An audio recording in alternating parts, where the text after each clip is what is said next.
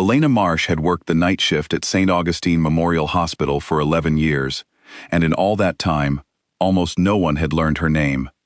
She was the nurse who came in when the sun went down and left before it rose again, moving quietly through hallways that smelled of antiseptic and old coffee.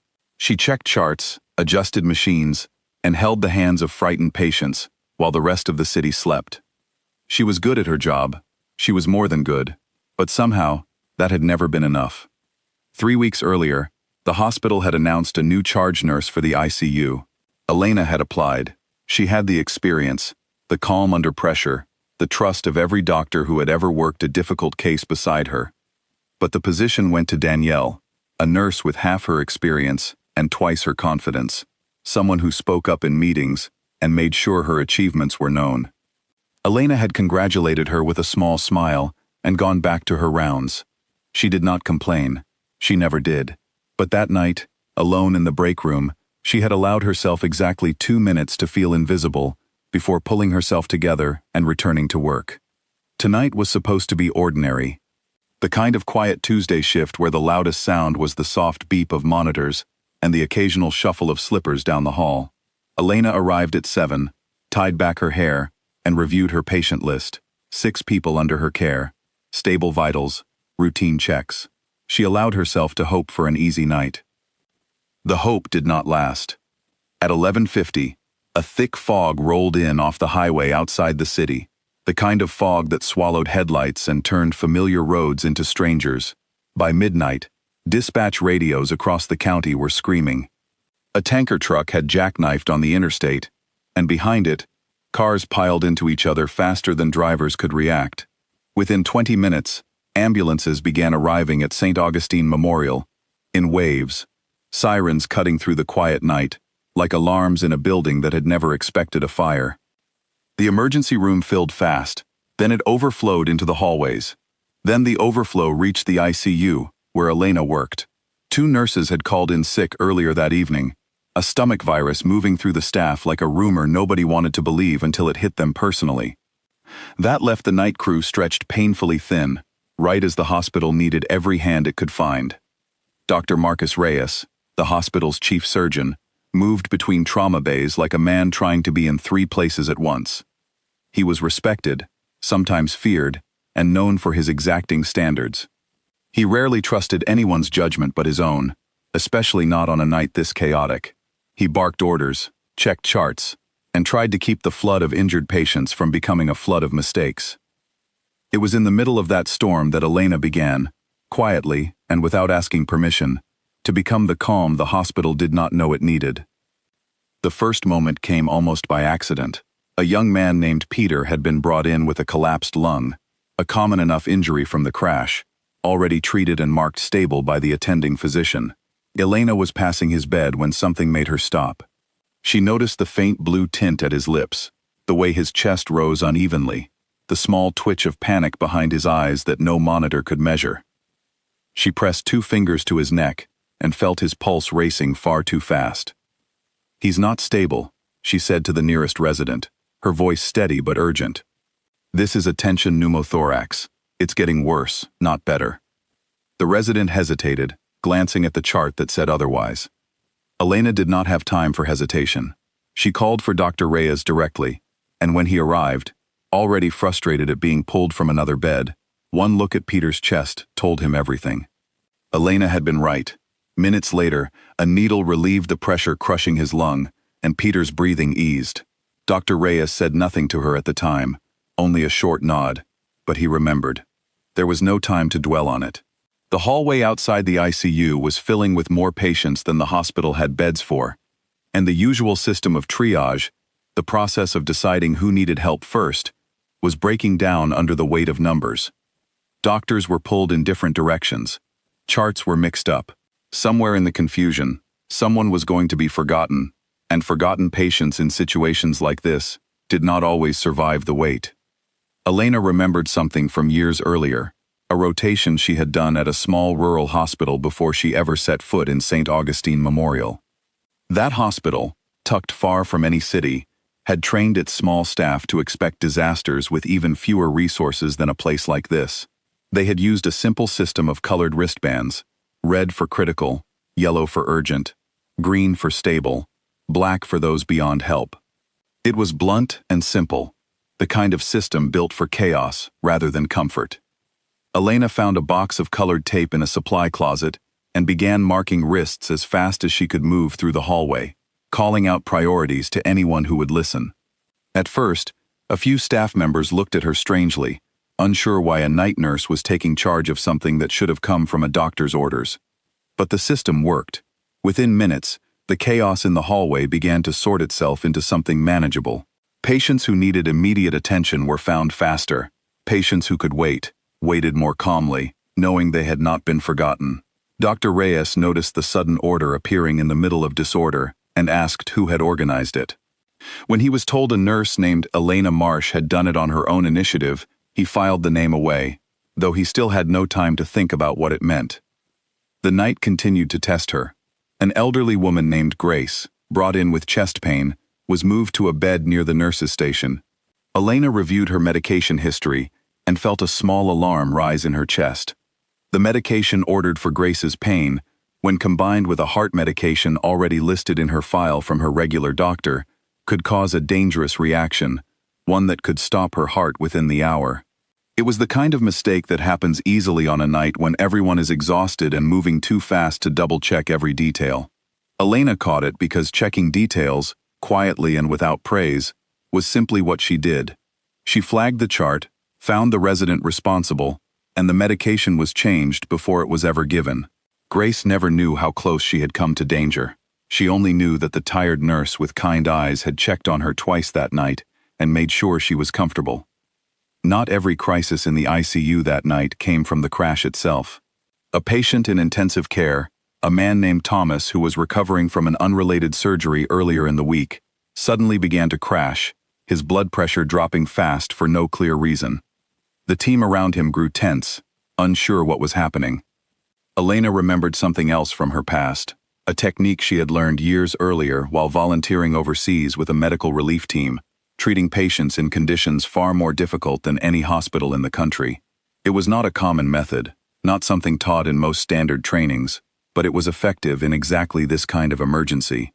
She guided the team through it calmly, her voice steady even as machines beeped their warnings around her. Thomas's blood pressure began to stabilize. The team around her exhaled in relief they had not realized they were holding. There was no time to celebrate. A young mother named Sarah, one of the more seriously injured patients from the crash, had a wound that would not stop bleeding, despite the surgical team's best efforts to control it, before she could be moved to the operating room. Elena placed her hands over the wound and pressed down with steady, unwavering pressure. Minutes passed, then more minutes. Her arms began to ache, her shoulders burning with the effort, but she did not move, did not loosen her grip even slightly, because she knew that a moment's relief for herself could mean the difference between life and death for Sarah. 40 minutes later, when the operating room was finally ready, Elena walked beside the gurney as they wheeled Sarah away, her hands still in place until the surgical team took over. Only then did she let her arms drop to her sides, shaking slightly from exhaustion. As if the night had not already asked enough of her, a young boy of about 7, brought in for a minor injury from the crash, suddenly broke out in hives, his breathing growing tight and strained. Elena recognized the signs of a severe allergic reaction immediately, something in the emergency medication he had just been given, triggering a response nobody had expected, given his relatively calm medical history. She acted fast, alerting the team and administering the right treatment before the reaction could become life-threatening. The boy's mother, who had been crying quietly in the corner of the room, threw her arms around Elena moments later, thanking her over and over as her son's breathing returned to normal. Near the end of the night, as the worst of the chaos began to settle, Elena found herself beside an elderly man named Walter, not one of the crash victims, but a longtime cardiac patient whose fear of the noise and commotion around him had triggered a dangerous spike in his heart rate. He was gripping the bed rails, his eyes wide with a panic that no medication alone could calm. Elena sat beside him, took his trembling hand in hers, and spoke to him in a low, steady voice, telling him to breathe with her, in and out, slow and even. She stayed with him for nearly 20 minutes, her voice never wavering, until his heart rate settled back into a safe rhythm, and his grip on the bed rails finally loosened.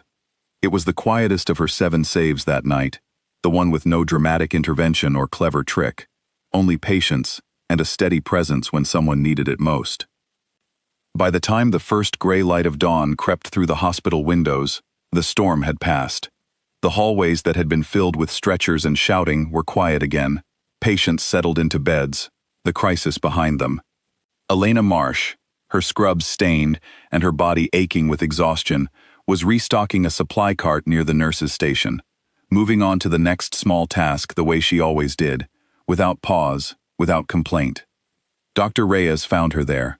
He had spent the last hour reviewing charts from the night, trying to understand how the ICU had managed to hold together through a crisis that should have overwhelmed it completely.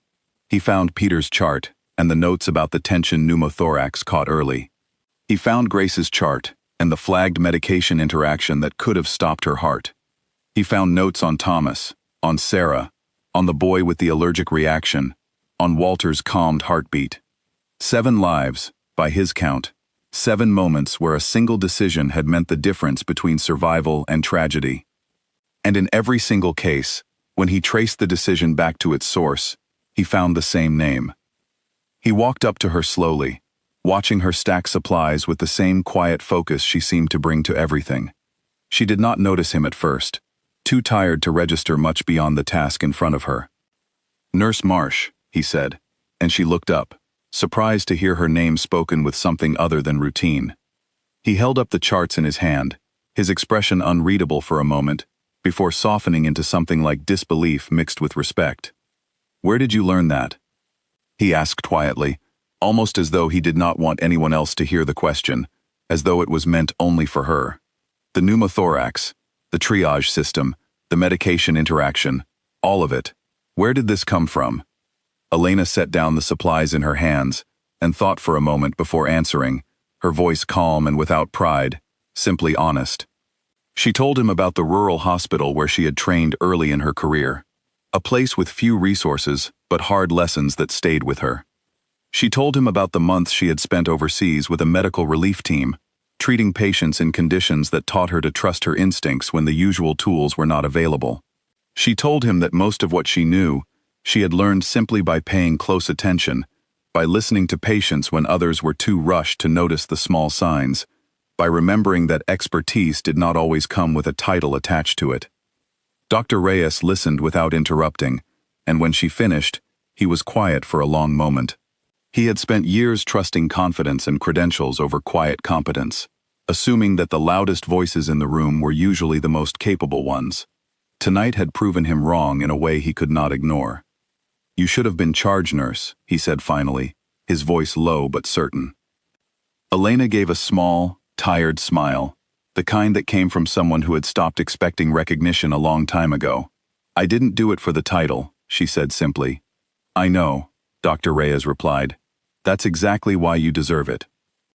Later that morning, as the hospital settled into its usual daytime rhythm, Dr. Reyes personally recommended Elena Marsh for the charge nurse position, not as a consolation for being overlooked before, but because the events of that single overnight shift had proven, beyond any doubt, that she was the most capable person for the role. The recommendation was accepted without hesitation. Elena walked out of the hospital that morning into pale sunlight, her body heavy with exhaustion, but her heart strangely light. She had not saved 7 lives to be noticed. She had done it because it was simply who she was, the same person she had always been through 11 quiet years of overnight shifts. But for the first time in a long while, she allowed herself to feel something she had almost forgotten how to feel, the quiet satisfaction of being truly seen. As she drove home through streets slowly waking up around her, she thought about Peter, and Grace, and Sarah, and the others whose names would stay with her long after this shift ended. She thought about how none of them would ever know just how close they had come to a different outcome, and how that was, in its own way, exactly as it should be. The best nights, she thought, were the ones where no one had to know how hard she had worked to save them. They simply woke up the next morning, alive, and went on living their lives.